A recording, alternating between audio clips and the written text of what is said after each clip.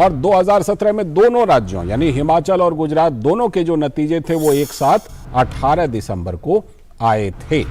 तो गुजरात और हिमाचल को लेकर चुनाव आयोग आज क्या कुछ कर सकता है, ये प्रेस कॉन्फ्रेंस कितना अहम है, इस पर जानकारी के लिए और ज्यादा विस्तार से बात करने के लिए हमारे साथ ऋषि कुमार हमारे संवाददाता जुड़ चुके हैं। ऋषि, ये अभी हमने पूरा ब्यौरा दिया पिछले 5 साल का, पिछले 5 साल पहले जिस तरह दोनों राज्यों में चुनाव की तारीखें हुई थी, उसका जिस तरह से चुनाव हुए थे, मकसद यही था कि एक अनुमान में अपनी बातों को जोड़ना कि ये दोनों राज्यों में चुनाव होने हैं, नवंबर में हिमाचल में, दिसंबर में गुजरात में। तो आज के प्रेस कॉन्फ्रेंस को लेकर क्या अटकलें हैं? क्या दोनों राज्यों के चुनाव तारीखों का ऐलान हो सकता है या किसी एक राज्य का हो सकता है? देखिए लालचंद, जहां तक आज की प्रेस वार्ता की अगर हम इसको देखें तो 3 बजे जब ये प्रेस वार्ता हो गई तो निश्चित तौर से विधानसभा चुनाव की तारीखों का ऐलान तो होने जा रहा है, लेकिन क्या 2 राज्यों में होगा या सिर्फ हिमाचल के लिए? क्योंकि हिमाचल को लेकर अब संशय नहीं है, क्योंकि हिमाचल में हमने पिछली बार भी देखा था, पिछली बार जैसे आज 14 तारीख है, पिछली बार 13 तारीख को चुनावों की तारीखों का ऐलान हुआ था और एक ही चरण में वहां पर चुनाव संपन्न कराए गए थे और बाद में गुजरात का चुनाव का ऐलान हुआ था।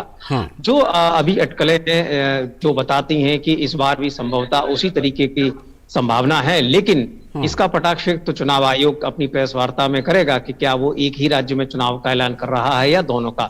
लेकिन चुनाव आयोग ने जो तैयारियां पूरी की हैं वो दोनों राज्यों में पूरी कर ली है। यानी कि अब कोई भी इस तरीके का गुंजाइश नहीं है जो ये कहे कि भाई चुनाव आयोग को अभी कुछ और उसमें विजिट करना है या उनको संबंधित पक्ष से या राज्य में जो तैयारियों को लेकर अभी कुछ बचा है, ऐसा कुछ नहीं है। दोनों राज्यों में चुनाव की जो तैयारियां हैं वो पूरी हैं, लेकिन आयोग चुनाव का ऐलान करने से पहले कुछ बिंदुओं पर जरूर यहाँ पर ध्यान रखता है। इसमें सबसे पहला बिंदु तो हिमाचल में मौसम को लेकर है। उसमें उनकी प्राथमिकता ये है कि 15 नवंबर से पहले चुनाव कराने हैं उन्हें, क्योंकि वहां पर बर्फबारी के चलते बहुत सारे जो हाई एल्टीट्यूड के इलाके हैं वहां पर दिक्कत बढ़ जाती है। तो पिछली बार 9 तारीख को हुए थे, इस बार उम्मीद है 9, 10, 11 में कभी भी हो सकता है।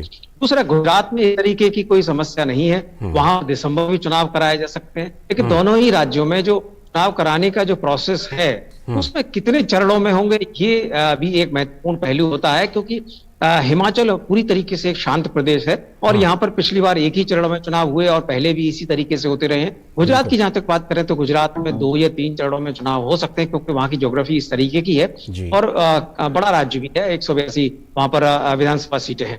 तो जो तैयारियां हैं, जो प्रक्रियाएं हैं वो पूरी कर ली गई हैं। अब आयोग प्रेस के दौरान अपना जो पक्ष रखेगा तो किस राज्य में चुनाव तारीखों का ऐलान हो रहा है, क्योंकि इसके बाद तुरंत चुनाव आचार संहिता लागू हो जाती है और वहां पर सभी गतिविधियां चुनाव आयोग के नियंत्रण में आ जाती हैं। ऋषि, एक बात हमने देखी है कि हमारा जो चुनाव आयोग है उनकी तरफ से जो उठाए जाने वाले कदम हैं, तकनीकों का इस्तेमाल, नई नई चीज़ों का इस्तेमाल, नए कदम उठाए जाते हैं क्या? और हमने लगातार देखा है कि चुनाव आयोग किस तरह से लोकतंत्र में चुनाव को और अच्छा बनाने के लिए और साफ सुथरा बनाने के लिए लगातार कदम उठाता रहता है, मतदाताओं में जागरूकता को लेकर लगातार कदम उठाता रहता है। इस बार भी कुछ नए कदम का ऐलान हो सकता है क्या? क्योंकि जिस तरह से चुनाव आयोग लगातार कुछ ना कुछ नया करता रहता है, कुछ ना कुछ बेहतर करने की कोशिश करता है, इस बार भी कुछ ऐसा है?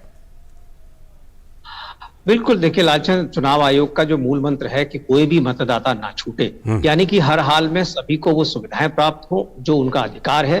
और जो मतदाता सूची, सबसे पहला काम होता है मतदाता सूची में नाम होना, और इसको लेकर चुनाव आयोग बेहद गंभीर है और उन्होंने इस बात को हमेशा रेखांकित किया है कि हर मतदाता इस बात को सुनिश्चित करे कि उसका नाम मतदाता सूची में है।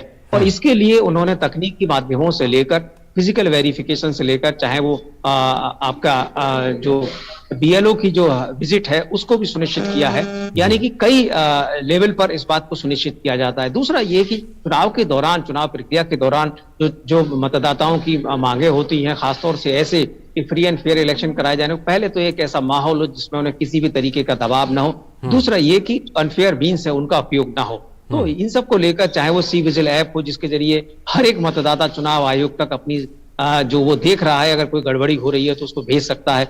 इसके अलावा जो ऑब्जर्वर्स की जो भूमिका है इन चुनावों में हमने देखा है पिछले कुछ दशकों में ऑब्जर्वर्स की भूमिका बहुत मजबूत हुई है, क्योंकि आयोग की इनको आंख और कान कहा जाता है। और जी। इसके माध्यम से आयोग सीधे तौर पर हस्तक्षेप करता है। और इनकी जो भूमिका है, हम देखेंगे कि संभवतः इसके बाद ऑब्जर्वर के साथ भी मीटिंग होगी, उसके दौरान तमाम चीजें सामने निकल कर आती है। लेकिन जो नए प्रयोग हैं, जो मतदाता तक पहुंचने का, जो उसको सुविधाएं देने का जो संकल्प है, उसको चुनाव आयोग हर दिन हर पल उसको विस्तारित करने का प्रयास करता है। बहुत बहुत शुक्रिया ऋषि जुड़ने के लिए। और जब अभी प्रेस कॉन्फ्रेंस होगा और उसमें जब चीज़ें बाहर निकल करके आएंगी कि कौन कौन सी तारीखों का ऐलान किया गया, जैसा आप कह रहे हैं कि तारीखों का ऐलान होना है, ये लगभग पक्की बात है, लेकिन हो सकता है कि सिर्फ हिमाचल के लिए हो या फिर दोनों राज्यों के लिए हो, लेकिन उसकी जानकारी लेंगे और आगे चलकर हम अपने दर्शकों को भी जानकारी देंगे। फिलहाल आपका बहुत बहुत शुक्रिया। वक्त है एक ब्रेक का, और ब्रेक के बाद जब लौटेंगे तब करेंगे आज की खास चर्चा। और आज की जो खास चर्चा, जैसा कि हमने बताया कि ज्ञान